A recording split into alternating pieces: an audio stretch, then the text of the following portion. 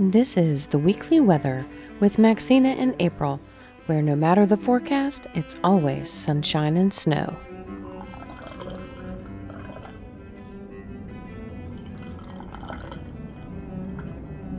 Hello, my friend. So, hello, Michelle. It is so nice to finally actually meet you. Yes, it's so nice to meet both of you too. I'm so excited. So, I would like to first introduce my friend Maxina, and then second, how Okay. did you hear about our little podcast? Right. I heard about your podcast on one of the Facebook groups for podcasting. All right, wonderful. And was there anything in particular about our little podcast that made you go, I think these people would be my kind of people, and I want to hang out with them for a little while? I think it was the one about I love the concept with the weather, and I thought that was just no matter like what kind of season that you're in, there's just there's good that comes out of that as well, and that's something I saw a lot whenever I saw the episodes too. I really like that. Wonderful. Well, I appreciate hearing that. Um, I listened to the podcast with you, with the blind gentleman, and I'm horrible. I don't remember the name of the episode or his name, but I got to hear your story. And I know you shared a little bit with us in the email. Um, about the learning disability, and then being told that you can't do things, and you went, yeah, bet I'm gonna do these things, and now you've gone on to do some really miraculous things with your life, and just you're successful and not just a lump sitting on the couch. um will you share just a little bit of that story? Sure, I'd be happy to. I have a learning disability. I was diagnosed with one whenever I was in kindergarten, and I struggled all throughout my years throughout school, and I academically and socially, and I can also remember I had a lot of limitations. A lot of people were telling me, well, you're not going to be able to go to college. You're not going to be able to get your bachelor's degree. You're going to have limited job choices. You may not find someone that's going to love you with having a disability. And thankfully, God had other plans, and I was able to do all those things and more. And I couldn't have done it without Him. Praise God. So, I'm very interested. They diagnosed you in kindergarten with having this learning Yeah. disability. At what point in hmm your schooling did they go, yeah, you're never going to be able to go to college? That's just not in the cards for you. I think it was a 10th or 11th grade, because that is when we were deciding for the following year. Some of our students could go to a vocational training school that was right in with in the school, and I didn't have an interest in doing that. And that's sort of when they didn't do like a lot of transition plans like they do now, where they talk about like, well, what do you want to do after school and what are some of the resources. So that was 10th grade. I'll never forget. My parents came in for an open house with my teacher, and they're talking to her, and they told my dad, Michelle may write a bestseller, but she's never going to understand math, and I don't think she's going to be able to go to college because of that. Now, I talked to another teacher. We talked to another teacher at open house, and this is when we were doing economics. And bear with me, I'm not obviously not a financial guru in any sense, but we were doing a supply and demand curve, and they were using burgers and pizza to illustrate this. In fact, the teacher was working with me earlier that day on one of our worksheets, and she said, you know, she can go to college, but it's always going to be burgers and pizza. She's always going to struggle with the numbers. So I thought that was a little more realistic, that yes, it's going to be a challenge, but it's certainly not something that is going to hold me back in my life. I think that's really cool and also really hateful at the same time. Like, Like, how weird that you had one that was like, listen, she just has to look at it from a different point of view, and then somebody else was like, she didn't, Mhm. don't waste your time. Ah, I can't even Yep, imagine. exactly. Um, when did you determine it within yourself that you were going to do it anyway? I can remember I had a meeting. They came right into the school office for vocational rehabilitation, and they are a federal agency that helps people with disabilities be able to get jobs. They help them to be able to go, they'll pay for going back to school. They do a lot with the Rehabilitation Act. And I remember sitting with the one of the representatives, and I was talking to them, and I said, you know, I'd really like to go to college, but I don't know if I can do that with my math, and I haven't taken SATs. And he's like, okay, well, so what would you like to do? I said, well, I like to study, I like to work with kids, maybe go into early childhood education. And he said, yeah, you know, that does sound like that's a feasible plan for you. I mean, there's definitely jobs in the field. And he goes, as far as colleges go, if you sometimes they look at how well you did at a community college compared to what your SAT scores were. So we started to do the case plan that I was going to go to community college, and he also sent me to a job fair for people with disabilities, and I got to go and connect with some different colleges and see what they offered. And that kind of gave me some hope and some other resources, and we selected the college, but I still wasn't cemented in on this idea. I can remember there was a great student teacher we had, and she was from the university, and she was telling me, you can go to college because you know how to study. And I was like, well, what do you mean? I don't know how I can do this. I'm certainly not going to be somebody that can handle math. And she goes, well, there's students that I go to school with that uh, they have a lot of struggles, and they're in remedial math, and they're doing this, and so can you. And I don't remember that woman's name, but I can just remember those words just echoing back when it got really tough at college. And I also had a psychiatrist because in order to get all the funding, I had to be tested for a learning disability all over again. And the psychiatrist looked and said, your scores are too low.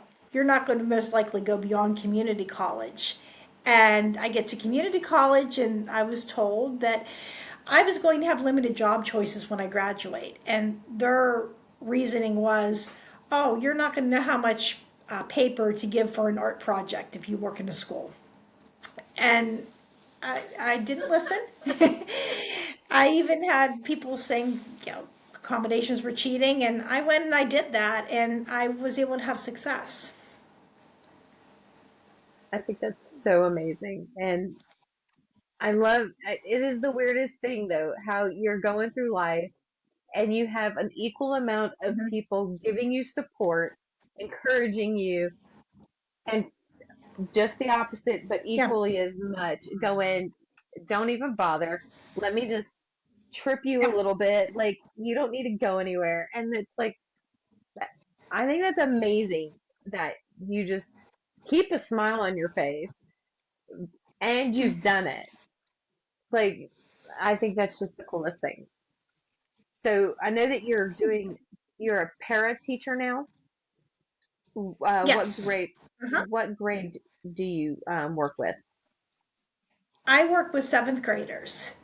So yeah, and I love being able to do that because I get to be that voice that encourages them rather than discouraging them. So I'll have kids that'll be like, I hate my learning disability. I wish I didn't have this, or I don't feel like I'm smart. And I get to say, well, you are smart, and having a disability isn't something that holds you back in life. And I get to show them how to advocate.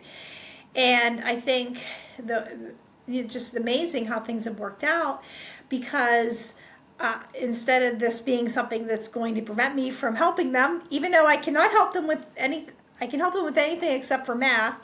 I think what it does though is it gives me that ability that I can know what it's like for them to sit there and to be able to understand that because I've sat at that same spot, and that gives me that um, advantage that I can really go back and encourage somebody else. When you first started, I imagine since when you preface this with, since you've started and have gone on in your career and Mhm. made the influences that you've made on the students, I'm sure you found that a renewed sense of purpose. But when you first went into that, Mhm. what was the thing that made you say, you know what, I'm not going to accept what these negative people have to say?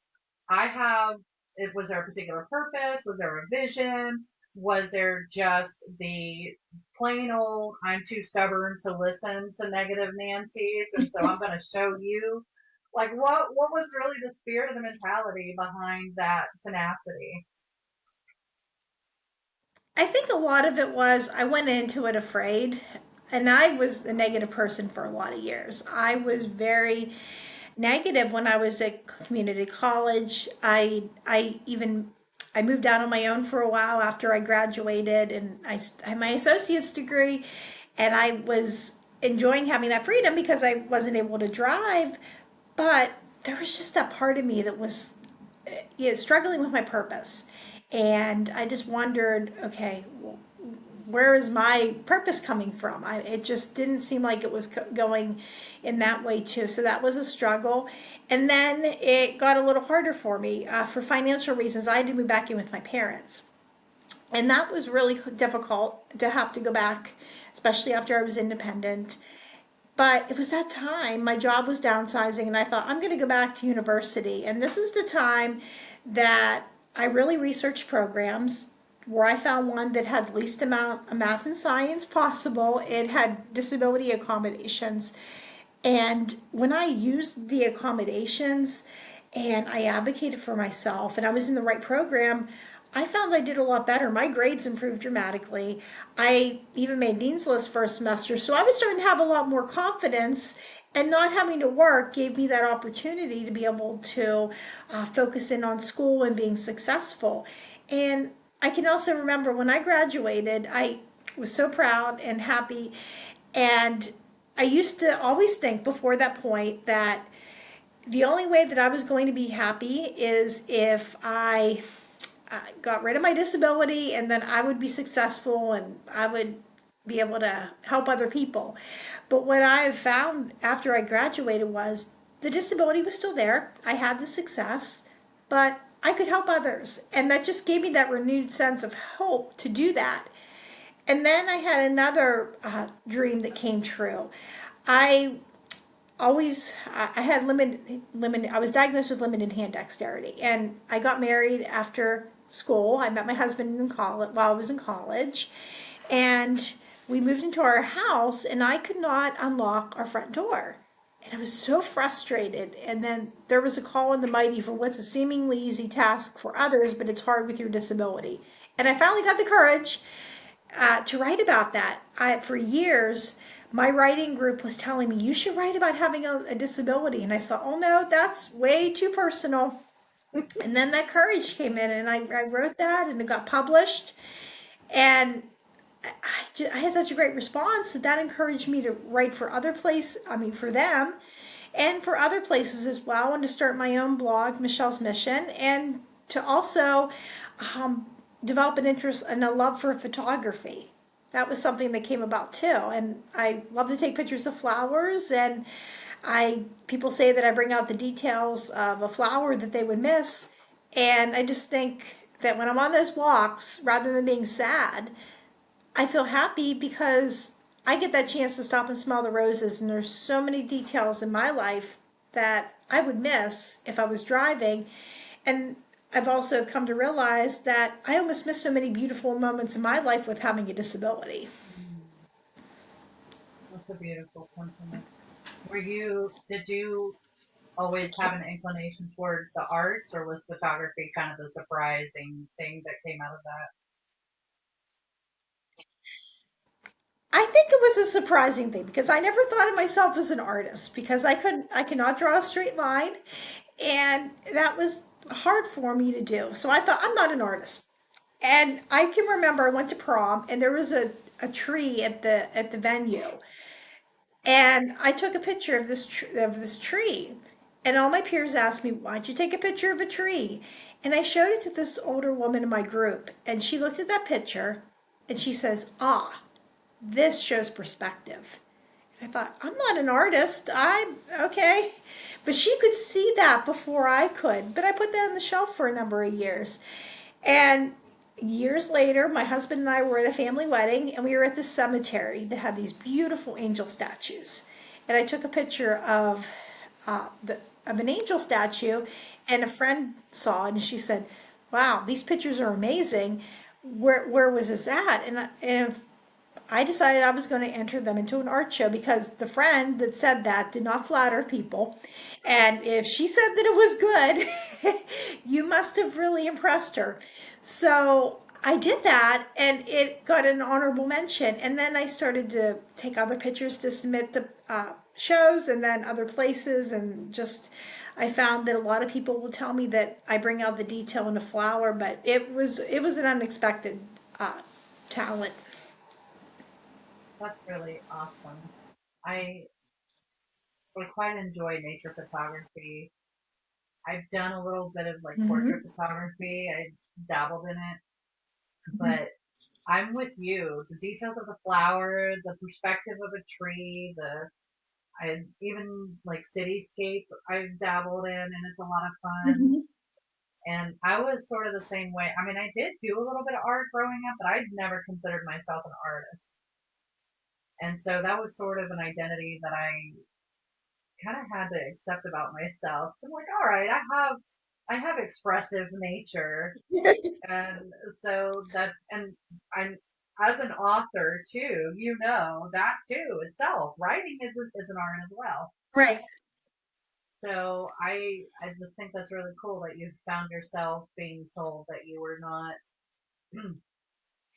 able to reach a certain X amount of potential, and yet here you are. Yes, I am an academic. Yes, I am an author. Yes, I am an artist. Yes, I am a teacher. Yes, I Hmm. will continue growing. And you're not going to stop me. Hmm. You can't say otherwise, and you're unwise to suggest otherwise. Yep. So, I know you've got a husband. Do you have children?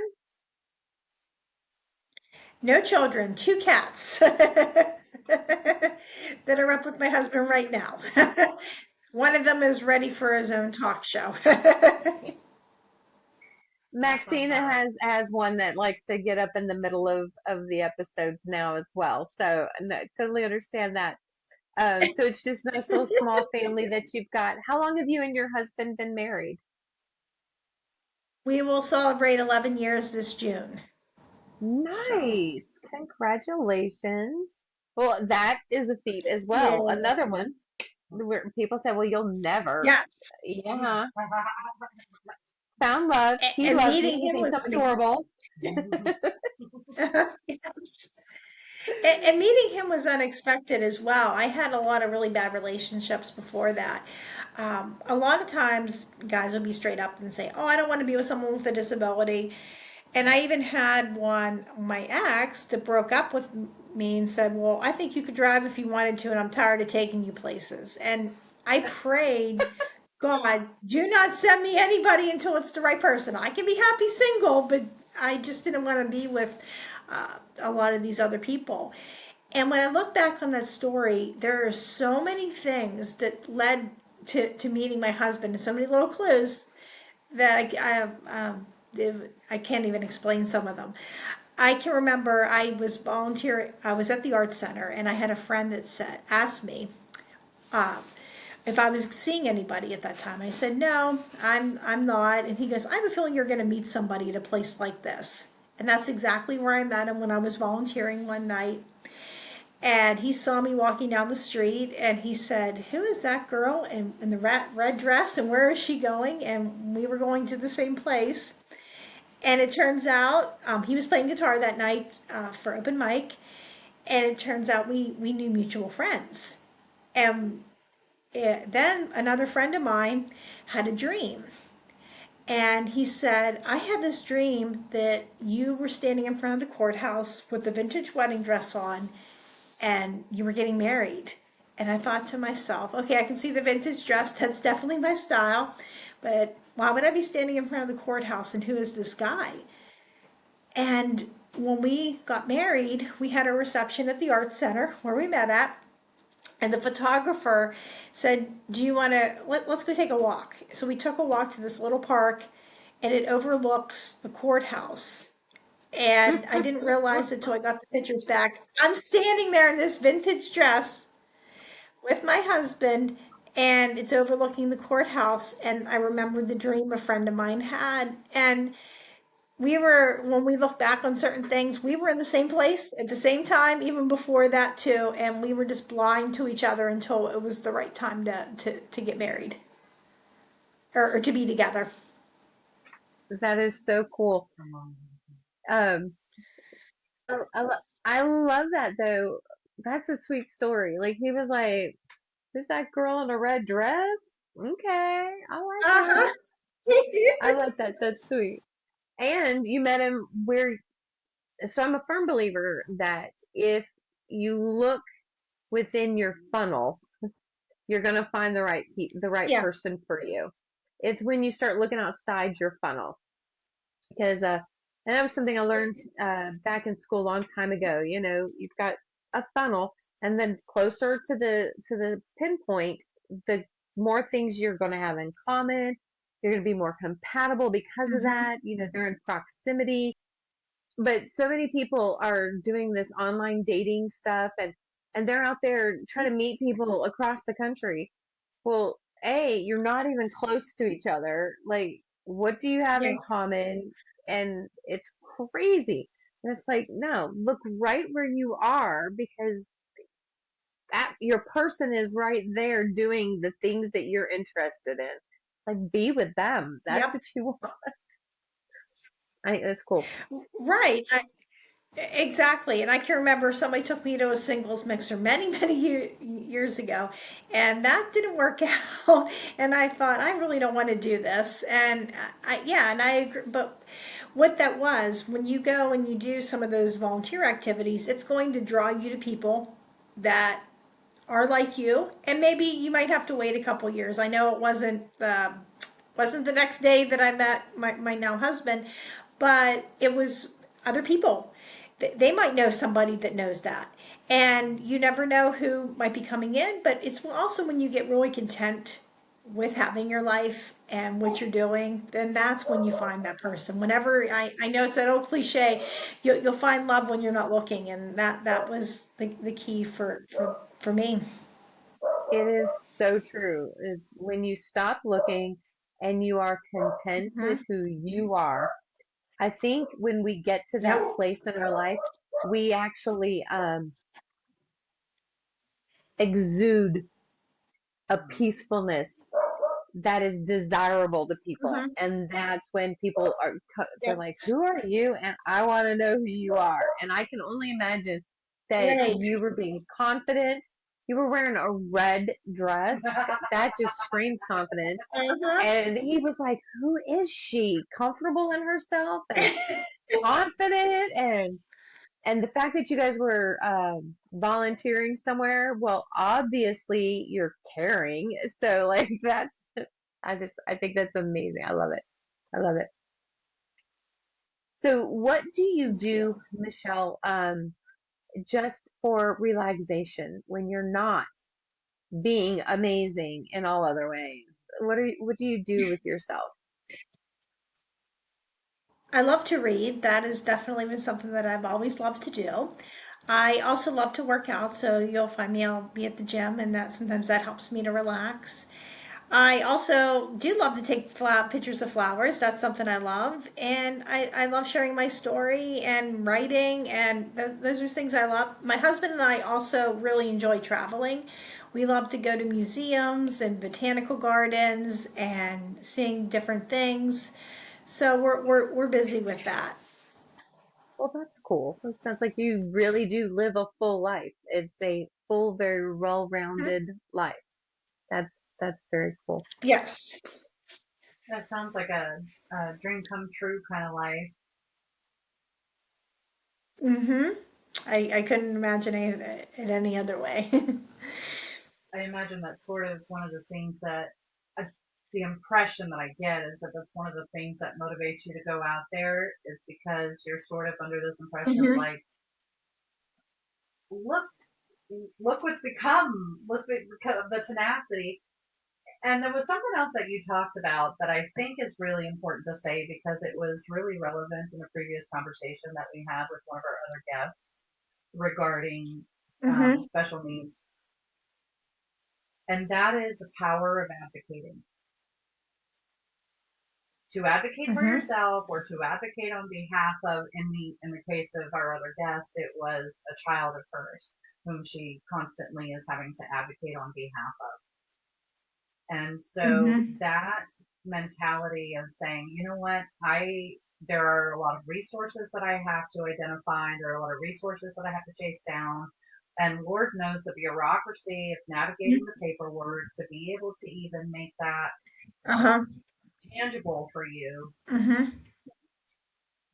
It's an incredible mentality to say, okay, I'm going to continue putting one foot in front of the other, Mm-hmm. and also I'm going to keep coming up against obstacle after obstacle,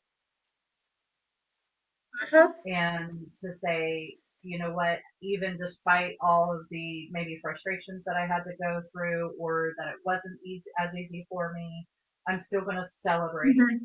I'm going to celebrate every win that was in my way. I'm going to celebrate every opportunity that was given to me to break through whatever barrier I thought was given Mm-hmm. in front of me. And that's a really admirable quality. I don't know if that was something that you had at the beginning or if that was something that built and grew within you. But kudos, milady, for allowing that to grow within you and to make it strong and to put it out there and say, be strong, advocate for yourself, don't take no for an answer. Mm-hmm. Yeah, that was definitely advocacy was a skill I had to learn because I was really blessed to have parents who advocated for me. My mom and dad were the parents that, first of all, told me that I had a learning disability and used it in simple, age appropriate language. And they were the ones that went to all of my school meetings for that, and they talked with my teachers. In fact, I can remember whenever I was a few years back, I ran into one of my first learning support teachers, and I had that privilege to thank her. And she said, "Well, you put the work in, but it was also your mom and dad. They came to every meeting, and if your mom had a concern, she would call me. And if I had a concern, I would call your mom. And the two of us would work together on your behalf." And when I was a teenager, my mom and dad, they would go to my IEP meetings. I was not, they didn't have students attend their own IEP meetings at that during that time. Now we do when they get to a certain age, or at least for a portion of it. But my mom and dad would say, "All right, we have your IEP meeting coming up. Is there anything you want us to talk about?" And I would bring up my concerns, and they would say that what they were at the meeting, and they would get back to me. My mom was great, even as a young adult, with explaining my disability to people over the phone. She was wonderful about that. And I thought, man, I wish I was that good at it. Well, in order for me to be successful, I have to be the one now that can say what I need. And that took a lot of work. I think I came off maybe a little harsh in the beginning. Whenever I came off with that, I didn't know how to express my needs. I either didn't want to express that to bring attention to myself, or I went about it the wrong way. And what I've had to learn in my life was how we can go out and talk about what I need in a respectful manner and in a way, though, that is also that really shows what I can do and how I'm an asset rather than a liability. And that just takes a lot of practice. And I always say it never gets easier, but it gets better over time. I Thank like you. that. I like that. Thank you It for that sentiment.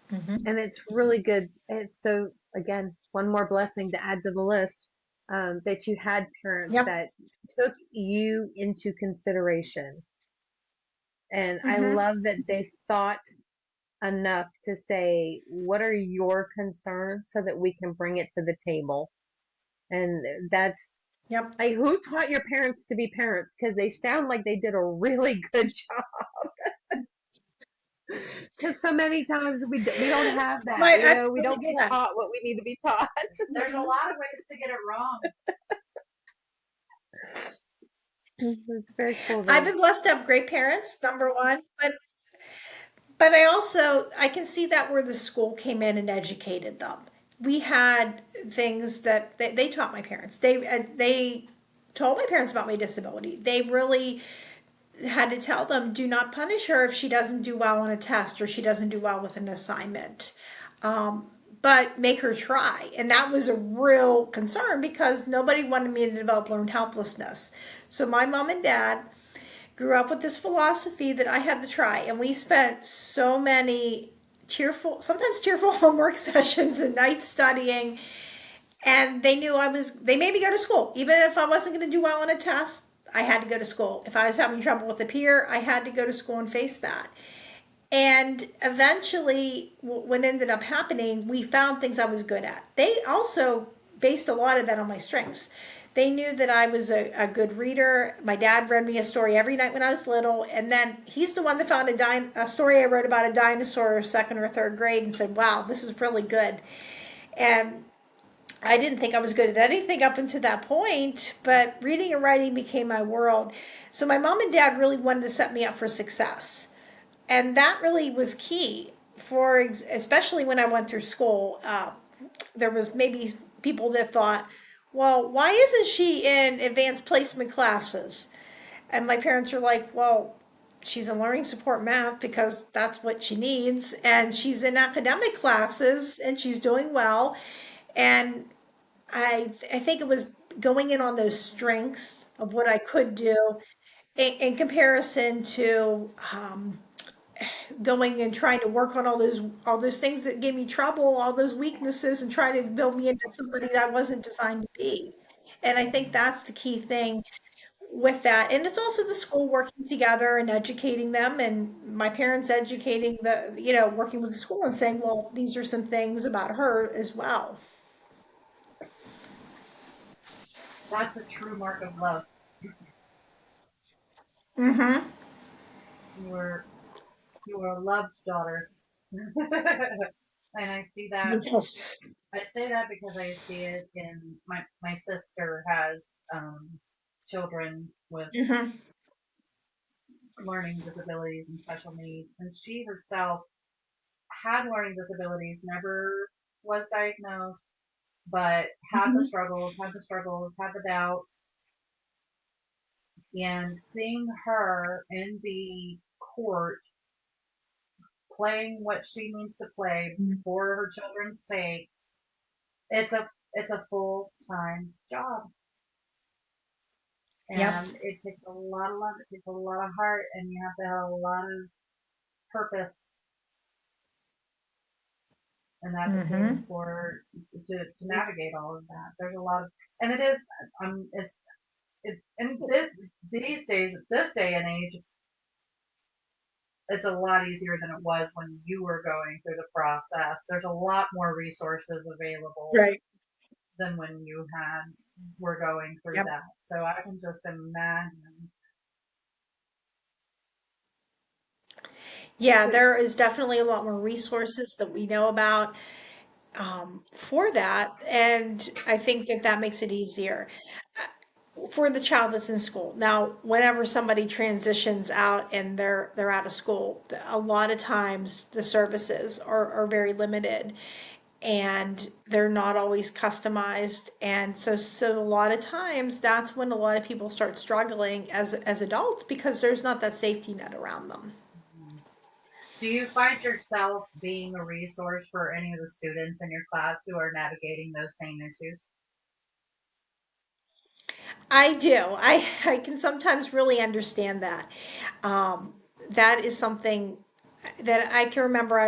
There was a class and they were doing math, and I already explained I can't do math, and I can remember if they wanted me to do this, and I just wondered, why am I here? Why am I doing this? And someone said, there's a student crying, and he was struggling with that. And I got to go on eye level with him. I said, I know it's hard with your math, and I'm not able to help you, but I want you to tell me when you need help so I can give you the resources that you need.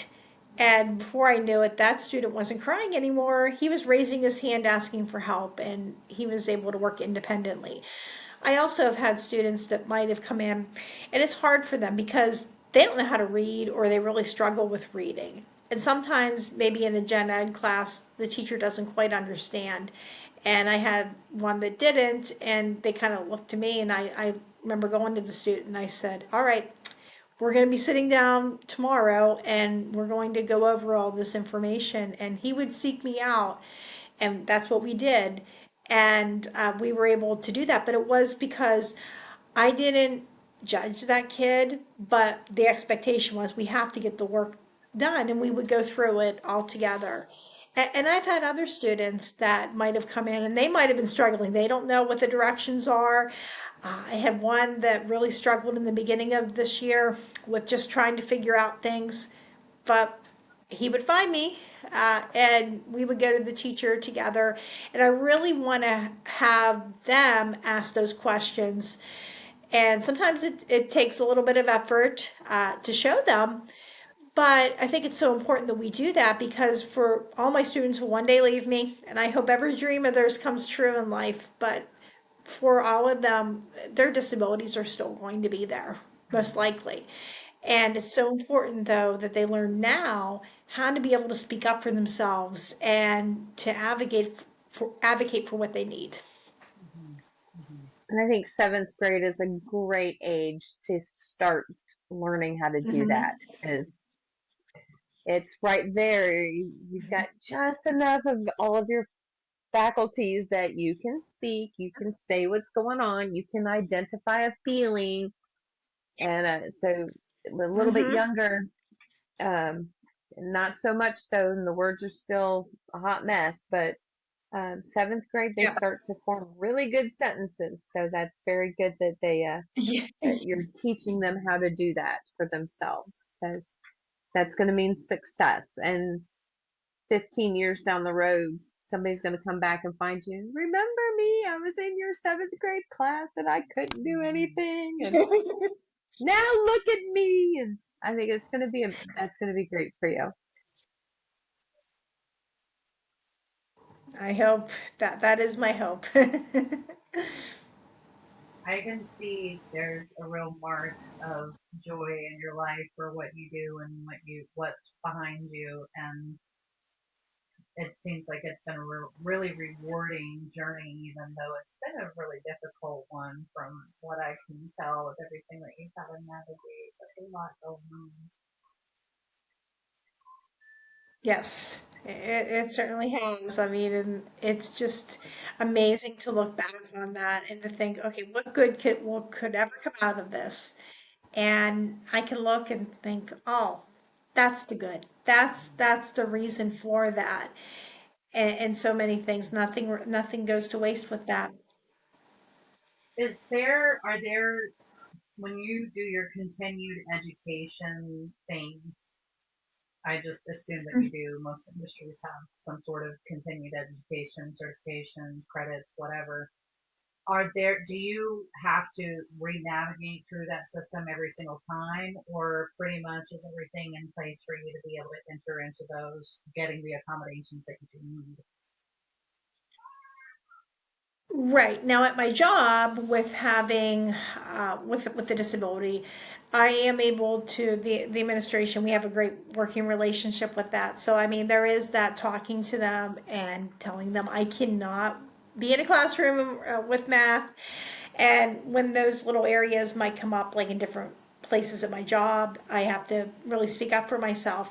But with the continuing education classes that we have, I'm really fortunate that a lot of them don't really require a lot of testing. Some of the online ones might have a test, and you are able to take it a couple times.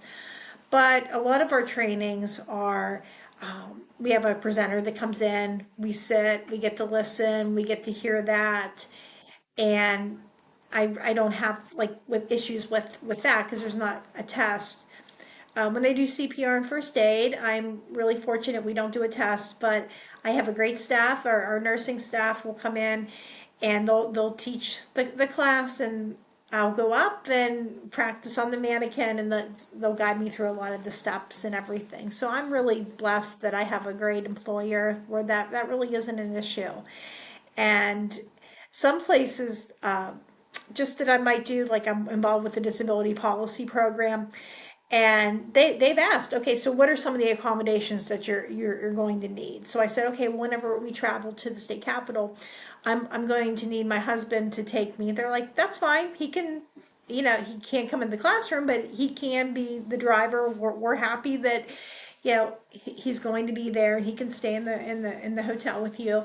So I mean, that's definitely something. But and if he wasn't there, they would definitely help out, like with paying for transportation with the train. But I think it's sometimes if I go into a situation where I don't know what I'm doing, or if I'm working with a new boss or I'm working with a new place, I have to be the one that speaks up for myself, because people can't look at me and say, oh, you have this disability. Now, some people that have brains that are wired like mine or similar to that, they can pick up on those things because they know uh, what's going on, and you can't mask. And that's something. But for people that are neurotypical, it can be very hard for them to understand why there's certain things I can't do. Mhm. Mhm. So I'm curious. You've been a paraeducator for about how long now? For about 13 years. 13 years. So is this where you're content to remain, or do you have a goal, like in a few years, multiple years down the road? Nope, this is what I want. This is where I want this path to lead. For right now, I am content. I do like working with my students, but I'm also open to maybe some other opportunities that might come down the road in a couple years, or even sooner. I would love to definitely be speaking at places. I love going around and sharing my story. I definitely love writing, photography, and I also do like social justice as well around disabilities. So we'll have to see exactly how things play out. But I think that as long as I'm helping another person with a disability, whether that's in the classroom, whether that's at my blog, whether that's speaking somewhere, that's where I definitely want to be in my life. That's That's really lovely. fantastic. We have a couple at our church who they have an organization called the Luke 14 Exchange, and the Hmm. husband of the couple has cerebral palsy and he's wheelchair bound, and his wife is a caretaker, and they really sort of Mhm. do a lot of like mentorship and advocacy within that context of Mhm. Good. one's a caretaker and one is the one who's dealing with the disability. Mhm. And that dynamic of what they're trying to offer, they say, okay, here we are, we have the situation, and we want to go forward and say, okay, Mhm. who like us? And that's often how it goes. Like, we're sent out into the mission field from where we came, right? Like, all right, you've gone through this Right. journey, now go back to your people and go do the thing, go, be the water Right. that grows the Right. seed, water the seeds. So I think that's a really fantastic, such a fantastic heart to have in everything that you have. So it sounds like maybe you don't necessarily have goals to advance your paraeducator aspect of Mhm. things, but you do have this personal thing that you want to pursue. Are you thinking about writing more books or any of that? Yes, I would love to write a book about my life. I've had stories published in four anthologies, but I don't have my own book yet. And I also have a children's book that I have with understanding dyscalculia, which is what a lot of people don't understand. That's very cool. So you currently have a children's book, but you would like to write a book about your life. Okay. Yes, and I also do not have the children's book published, so that's another goal that I got to look into. Well, that's very exciting. I mean, if you've got something, cooking, if you will, I think that's great. That's a really exciting place to be. So you go, girl, go after it. One of the things actually I posted it today because it came up in multiple conversations, and I don't know if this would necessarily apply to your children's book. And I wrote a children's book in like high school, and I never published it. But I just published a poetry book, and it is sort of it Nice. kind of follows a structure. It's more than just a compilation of poems, so it was a Hmm. real effort of arrangement, if you will. But one of the things the thing that Hmm. I posted today, one of the things that helped me was going ahead and writing the introduction. Even though technically writing the introduction is the Yep. last thing that you do for your book, if you do it first, it gives you an opportunity every time you go back in and like read that. You're like, oh, this is a purpose for what I'm trying to Right. write. This is what I want the reader to get out of it, and this is the target. Hmm. And so that was one of the things that I did that helped me, and it sort of, I guess, lit the fuse on the book. I got it done a lot more Yeah. quickly than I had the previous years trying to compile, trying to think, trying to whatever. Just having this purpose written Hmm. out. And even though it sort of changed, the theme kind of changed, Hmm. it was still a driver toward that target. It was the same, this is my goal. Yes, So definitely. I hope That's it something to resonates. consider. Yeah. Well, Thank you let's so just much. let's just for a second think about it. Who do you want to read your book? The book of your life, your story. Who do you want to that reader to be? I would love that reader to be a person that has a disability like mine or some other another kind, and they might be discouraged and they're thinking, oh, there's no hope for me in my life, and they can look at my story and say, well, she was able to do that. I can go after my dreams too. And it may not always maybe look how the same that we might think, but sometimes it comes out as something even better. So I would just love it to be another person or even a parent that might be really worried. They have a small child and their child is diagnosed, and they might just be thinking the worst in their life, and they might be hearing a lot of things that are going on. So I think that, but then they can read that and then they can have that hope as well. Mm. I think you just wrote your preface. You're ready to write your book. You have homework. Fly, baby, fly. Okay, forward. Okay. And then when you have it ready to go, you remember us and you be like, my first interview Yes. pre-publication is with you all because we're the ones who gave you the homework and said do it. Yes. Mm. I want to see it. Yes. I Well, will remember. and I don't know, I don't want to tell you, I don't want to fill you full of information that you already know. Have you done any research on the publication or self-publishing process? I've done some, and I've known people that have self-published, but I'm not an expert on that as well. So, I mean, I do know that it is a possibility to self-publish as well. Hmm. And in a lot of cases, it's not that expensive to do that. And Um, yeah, and you have to be good at knowing how to market yourself as well. So, I mean, yes, I've done some of that, but I'm not an expert on it by any means. Okay, okay. And And it definitely sounds not like in you, children's. I'm not an expert on that. oh, you Or said you're not fiction. in the children's Yeah. target yet? No, I mean, I'm not an expert, and it's the one for children's is fiction, and it talks about that with the fictional character. But I am not an expert on that, and I've had not had much luck doing fiction and getting that published just in general. So, Yeah. I created more of like this niche with doing a lot of the creative nonfiction for what I talk about with combining that nature. So that's definitely where I think I have the best chance of getting it published. Yeah. Well, so a couple of things, and I'll just throw it out there for you. One, typically the Okay. process of publishing, whether you're going with a traditional publisher or you're self-publishing, Hmm.